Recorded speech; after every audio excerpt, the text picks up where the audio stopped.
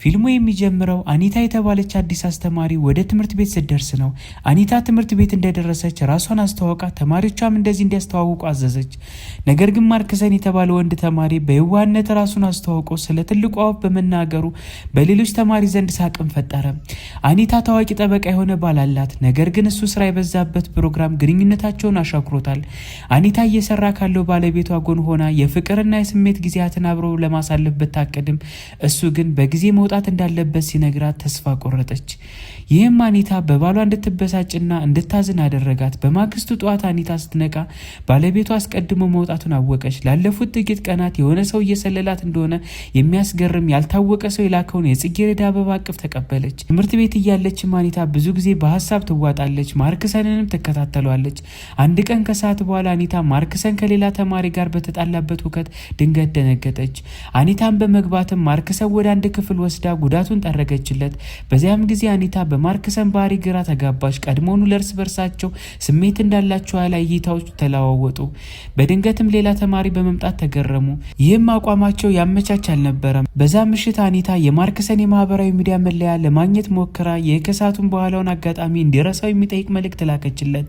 ነገር ግን ማርክሰን በላከው ፎቶ ደነገጠች። ማርክሰን ትልቁ ጥቁር በትር የሚያሳይ ፎቶ ልኮላት ነበር። ቤት ስትደርስም አኒታ ባለቤቷ አስቀድሞ ያረፈ ሆኖ አገኘችው። ከመተኛቷ በፊትም ጠረጴዛ ላይ ስላለው ነጭ ሮዝ ጠየቀችው። ባለቤቷም ከስራ ሲመለስ የፊተኛውን በር ላይ እንደነበረ ገለጸላት። በማግስቱም የማርክሰን ወላጆች ስለ ትላንቱ ጸብ ለመወያየት ወደ ትምህርት ቤት ተጠሩ። የማርክሰን እናት አኒታ ቀደም ብለው እንደሚተዋወቁ ተገለጠ። የማርክሰን እናት ቀደም ሲል የአኒታ ስፖርት ጓደኛ ነበረች። በውይይቱ ወቅት ማርክሰን ጫማውን አውልቆ በስድብ የአኒታን እግር ለመንካት ሞከረ። ይህም ምቾት አልሰጣትም ነበር። አኒታ ራሷን ለመቆጣጠር ሞክራ የማርክሰንን ባህሪ ለማስቆም ቆመች። በዛም ምሽትም አኒታ ልትወጣ ስትል ማርክሰን በድንገት መኪና ውስጥ ገብቶ ጥቁሩን በትሩን ሲያቀርብላት ተገረመች። በዚያም አጋጣሚ ጀምሮ አኒታ ሁልጊዜ የማርክሰን ትልቅ ጥቁር በትር ታስታውሳለች። ከባለቤቷ ጋር በምትሆንበት ጊዜም ቢሆን የማርክሰን ሀሳብ በጭንቅላቷ ይመጣባታል። ከሰዓት በኋላም አኒታ በማርክሰን እናት ተጋብዛ ከእሷና ከሌሎች ጓደኞቿ ጋር ለመወያየት ሄደች። ከእግር ኳስ ጨዋታ የተመለሰው ማርክሰን በእናቱ ለእነዚያ እናቶች አስተዋወቀ። ድካም ስለተሰማው ማርክሰን ለማረፍ ፍቃድ ጠየቀ። አኒታ ትዕግስት በማጣት ማርክሰንን ለመከተል ወደ መጸዳጃ ቤት የምትሄድ አስመስላ ሄደች። ከጨረሱ በኋላ አኒታ ጥርጣሬ ለማስወገድ ንጹህ አየር ለመቀበል ብቻ ውጭ እንደወጣች በማስረዳት በፍጥነት ወደ ማርክሰን እናት እና ጓደኞቿ ተመለሰች። በአጭሩ ማርክሰን በድንገት ለአኒታን ራሱን አራቀ። እሱም ጠፋ። ምንም አይነት ዜና አልነበረም። ማርክሰን በትምህርት ቤት ባለመኖሩ አኒታ እንድትጨነቅ አደረጋት። ምሽቱ ላይም አኒታ በባለቤቷ ወደ አንድ ዝግጅት ተጋበዘች። ነገር ግን ምንም ተነሳሽነት አልነበራትም። ይህም ባለቤቷ አኒታ አሁን ለምን እንደተቀየረች እንዲጠይቃት አደረገው። በዝግጅቱ ወቅትም አኒታ በድንገት ከባለቤቷ ተሰናብታ በጸጥታ ማርክሰን ለመፈለግ ወጣች። ወደ ማርክሰን ቤትም ስትደርስም አኒታ በትምህርት ቤት ስላልተገኘች ማግኘት እንደምትፈልግ ተናገረች። ነገር ግን ማርክሰን ቤት አልነበረም። ማርክሰን ቤት አለመኖሩን ስታውቅ የእግር ኳስ ቡድን ጓደኛው በሚስጥር ጠየቀችው። ማርክሰን ከጓደኛው ጋር ወደ ወደብ እንደሄደ ካወቀች በኋላ እሱንም ለማግኘት ተጣደፈች። ማርክሰንን ስታገኘው አኒታ ወዲያውኑ ወደ መኪና እንድትገባ ጠየቀችው። ለምን መልእክቶች እንደማይመልስ ጠየቀችው። ማርክሰንም በሁኔታው ተስፋ የቆረጠ በመሆኑና አነስተኛ ምላሽ ሰጣት።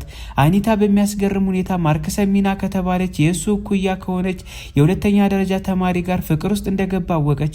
ማርክሰንን ካገኘች በኋላ አኒታ የሙዚቃ ኮንሰርቶችን እየተመለከተ ወደ ነበረው ባለቤቷ ተመለሰች። ከሙዚቃው ጋር ተያይዞም አኒታ ስሜቷን መቆጣጠር አቅቷት ማልቀስ ጀመረች። ከቀን ወደ ቀን አኒታ ሀዘን ይበዛበታል። በማርክሰንና በሚና ግንኙነት ያላትን ቅናት እየጨመረ ሄደ። አኒታ ከዚያም የሚናን ፎቶዎችን ያለምንም ልብስ ፌስቡክ ላይ በመፖሰት ግንኙነታቸውን በቅርቡ እንደሚያልቅ ተመኘች።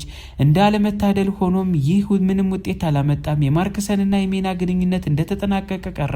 በአጭሩ አኒታ ድፍረት አግኝታ የማርክሰን ልጅ አርግዛ እንደሆነ ነገረችው። ይህም ማርክሰን በድንጋጤ እንዲያልቅ አደረገው። ማርክሰን ሲጨነቅ ማየት ስላልቻለች አኒታ አብሮ ጊዜ በማሳለፍ አጽናናቸው። በማግስቱም ጠዋት አኒታ ከሩጫ ስትመለስ የልጅ መመርመሪያ ውጤቷን ከኩሽና ጠረጴዛ ላይ አገኘችው። ወደ ባለቤቷ ስታይም ከጀርባ ያደረገችውን ነገር ሁሉ እንደሚያውቅ ስታውቅ ደነገጠች።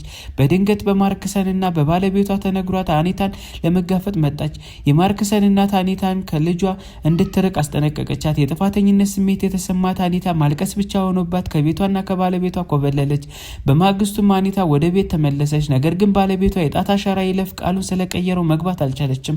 ባለቤቷ በጋራጅ ውስጥ ልብሶቿን በቦርሳ አዘጋጅቶ ነበር። አኒታ ቦርሳዋን ይዛ የባሏን ቤት ጥላ ሄደች። እቃዎቿን በመሰብሰብም ወደ ትምህርት ትምህርት ቤት ሄደች። ዜናውን ስለተሰራጨ ትምህርት ቤት እርሰ መምህሩ አኒታ ድርጊቷን አምና ለሁሉም ነገር ይቅርታ እንድጠይቅ ጠይቃት።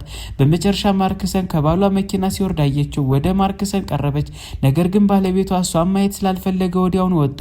ማርክሰን የአኒታ ባል ጥሩ ሰው እንደሆነና አኒታ የልጁ አባት እንደመሆኑ መጠን በቅርብ ሌላ ሰው እንድታገኝ እንደሚመኝ ተናገረ። አኒታ ይህንን ሰምታ ዝም አለች። ምንም ማለት አልቻለችም። ፊልሙ በዚህ ይጠናቀቃል። ውድ የሙሌ ሲኒማ ቤተሰቦች ፊልሙ እንደወደዳችሁት አልጠራጠርም።